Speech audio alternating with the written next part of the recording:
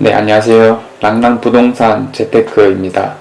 10월 31일 국토교통부에서 광역교통 2030이라는 제목으로 보고서를 하나 발표하였습니다. 대도시권 주민들의 출퇴근 시간을 아끼자라는 게 주요 내용인데, 선진국 주요 도시들과 비교했을 때 턱없이 낮은 교통 인프라와 자가용 의존도에 비해 한참 또 떨어지는 대중교통 서비스 수준, 그 밖에 제도적 미흡 등이 주요 원인이었습니다.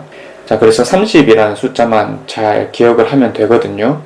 통행시간을 30분 이내로 단축, 통행비용 최대 30% 절감, 환승시간 30% 감소, 이러한 것들을 목표로 광역교통 비전을 수립하고 추진하겠다고 하였습니다. 대한민국에서도 이제 여러 도시들이 뽑혔고, 대구 역시 이제 포함이 되었거든요. 도시철도 위주로 한번 살펴보면 대구 광역철도 추진, 대구 도시철도 1호선 연장, X코선 신설 및 3호선 연장, 이러한 것들이 있었습니다. 이제 각각의 사업 내용들을 한번 살펴보면 대구 광역철도 추진의 경우에는 구미, 대구, 경산을 잇는 거거든요. 총 61.85km의 광역철도이고 2023년 준공, 총 사업비 1239억 원, 기존의 경부선 철로를 활용하겠다, 이러한 특징들이 있습니다. 자, 두 번째 대구 도시철도 1호선 연장은 기존의 안심역까지 있는 1호선을 하양역까지 역으로 하면 한 3개 정도 더 연장을 하겠다는 계획이고요. 2022년까지 2,982억 원 정도를 투입하겠다고 하였습니다. 자, 그 다음은 이제 검토 대상으로 도시철도 3호선 연장과 X코선이 선정되었거든요. 먼저 3호선 연장의 경우에는 수성구 범물동의 용지역과 동구 신서혁신도시 간 13km 정도를 9개 역으로 잇는 사업으로 현재 용역 중에 있습니다. 그리고 마지막 X코선은 수성구민운동장역에서 이시아폴리스까지 12.4km를 잇는 사업으로 2023년 착공, 27년 개통을 목표로 두고 있습니다. 자, 이런 것들은 나라에서 계획을 발표한 만큼 속도가 조금 더 빠르게 진행되지 않을까라는 기대도 되고요. 이번 정부 계획에 발표되진 않았지만 한 가지 주요 이슈로 순환선이라고 해서 트램이란 것을 건설하겠다라는 내용이 있었거든요. 자, 도로 위를 다니는 기차라고 생각을 하면 되는데, 외국 같은 경우에는 런던이나 아니면 파리가 대표적이다 라고 볼 수가 있습니다.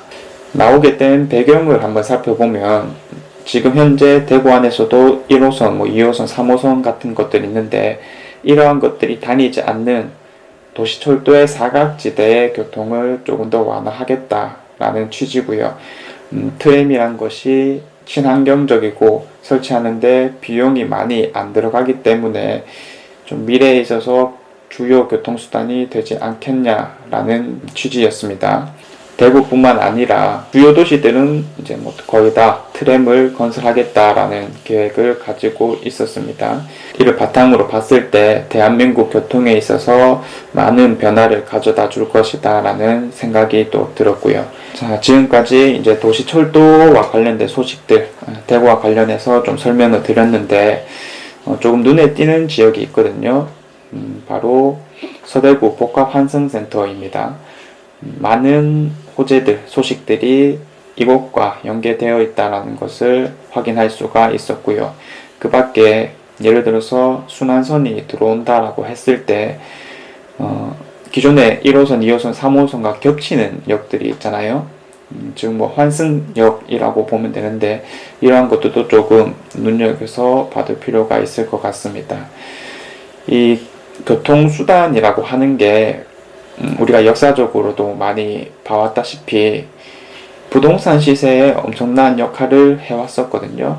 그래서 이번 사업들 같은 경우에 또 어떠한 변화를 가지고 오게 될지 우리가 공부를 하는 입장에서나 투자를 하는 입장에서 눈여겨봐둘 필요는 있다라는 생각이 듭니다.